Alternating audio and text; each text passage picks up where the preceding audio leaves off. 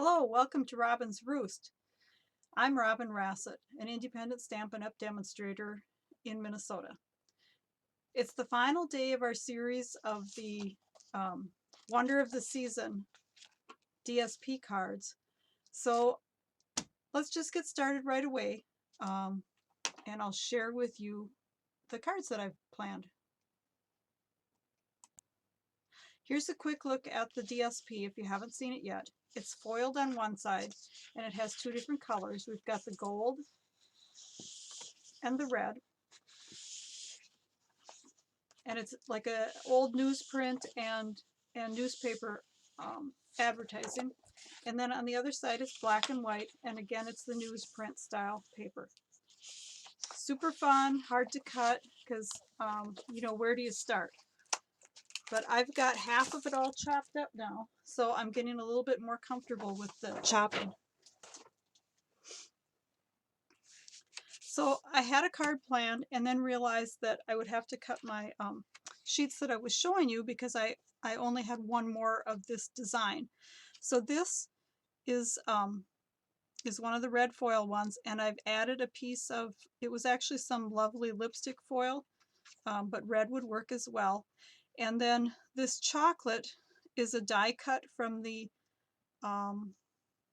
Love You More Than dies, and it matches the Nothing's Better Than stamp set, which is all about chocolate and cookies and cocktails. So I thought it kind of matched the Santa's hot chocolate. And you're really going to want to read this cute little story that goes with the hot chocolate mix. And then in the inside, I decided to use the stamps from the Nothing's Better Than. So I've got Today is a Chocolate Kind of Day. Celebrate the season. And it kind of goes with the little story on the front. Oh, excuse me. So like I said, I didn't have another piece of that to show you how that one came together. But I do have another plan here. That's one thing. There's so many different options with this specialty paper. So this is the 'Tis the Season DSP, which is a 6x6 pack. And these were actually some 2-inch cutoffs that I had left over from some other cards I had made. And we're just going to adhere those.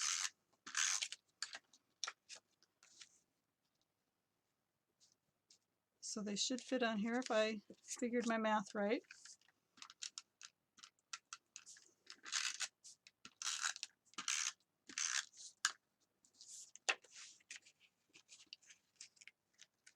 It looks like I should have been down just a hair on that other one.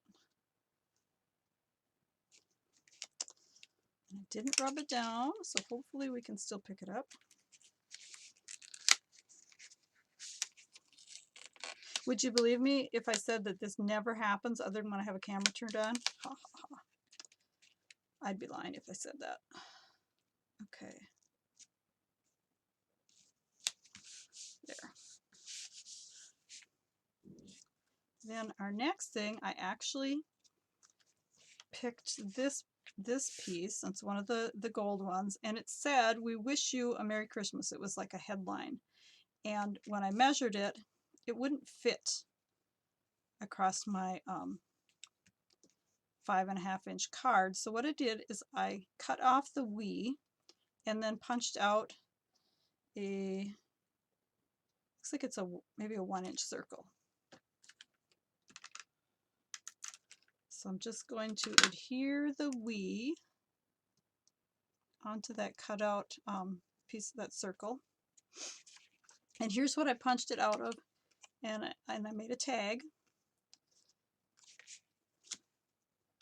Is that what you call it, a tag end? And you can either use your tag punch or, you know, just take a snips if you cut up in the middle and then cut to it from each side. Now let's see. Do I want it all the way down?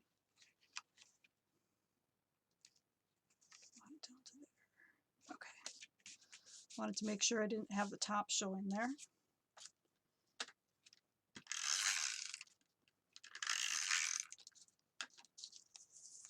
And just stick this right on here. And these are all cut to 5 1/4, so they are all the same length that way.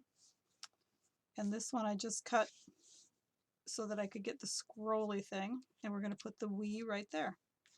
So it'll say, "We wish you a Merry Christmas."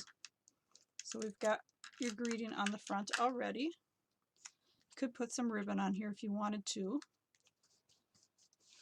like around here maybe. If you wanted to do some more stamping on here, you could. I'm going to leave it right at that.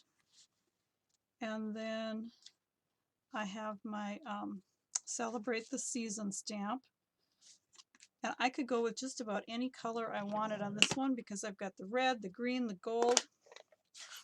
But I've got my bumblebee out, so I think I'm going to go with the bumblebee. And we'll go kind of with the gold look. And this is Celebrate... Ooh, sorry about that. This is Celebrate the Season from the Itty Bitty Christmas set.